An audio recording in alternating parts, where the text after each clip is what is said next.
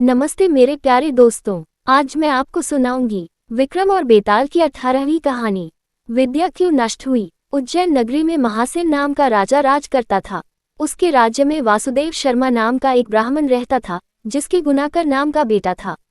गुनाकर बड़ा जुआरी था। वह अपने पिता का सारा धन जुए में हार गया। ब्राह्मण ने उसे घर से निकाल दिया। वह दूसरे नगर में पहुंचा। वहां उसे एक योगी मिला।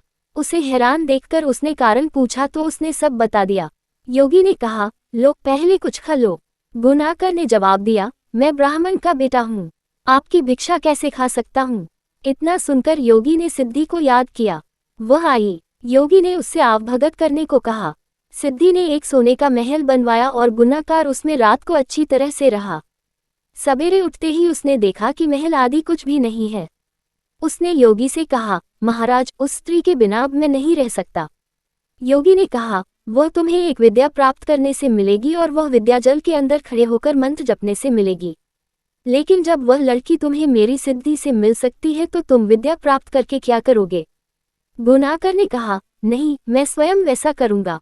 योगी बोला, कहीं ऐसा न हो कि तुम विद्या प्राप्त न कर पाओ और मेरी सिद्धि भी नष्ट हो जाए। पर गुनाकर न माना। योगी ने उसे नदी के किनारे ले जाकर मंत्र बता दिए और कहा कि जब तुम जप करते हुए माया से मोहित होगी तो मैं तुम पर अपनी विद्या का प्रयोग करूंगा। उस समय तुम अग्नि में प्रवेश कर जाना। गुनाकर जप करने लगा। जब वह माया से एकदम मोहित हो गया तो देखता क्या है कि वह किसी ब्राह्मण के बेटे के रूप में पैदा हुआ है।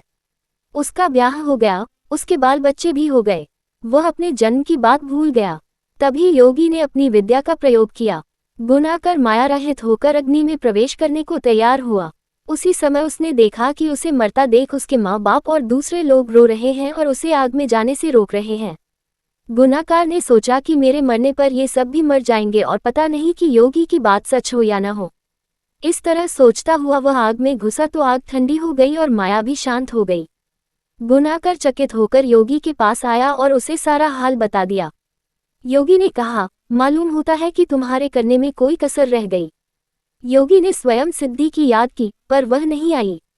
इस तरह योगी और गुनाकर दोनों की विद्या नष्ट हो गई। इतनी कथा कहकर बेताल ने पूछा, राजन, ये बताओ कि दोनों की विद्या क्यों नष्ट हो गई। राजा बोला, इसका जवाब साफ है। निर्मल और शुद्ध संकल्प करने से ही सिद्धि प्राप्त होती है। गुनाकर के दिल में शंका हुई कि पता नहीं योगी की बात सच होगी या नहीं। योगी की विद्या इसलिए नष्ट हुई कि उसने अपात्र को विद्या दी। राजा का उत्तर सुनकर बेताल फिर पेड़ पर जा लटका।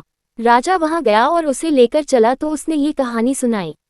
धन्यवाद दोस्तों। विक्रम और बेताल की 19वीं कहानी सुनने के लिए डिस्क्रिप्शन में दिए गए लिंक पर क्लिक करें या बेताल 25वीं प्लेलिस्ट में जाकर सारी कहानियां सुन सकते हैं। वीडियो को लाइक करें और अपनी राय कमेंट बॉक्स में ज़रूर दें और हाँ, चैनल को सब्सक्राइब भी कर लें ताकि आपको हमारे सारे अपडेट्स मिलते रहें।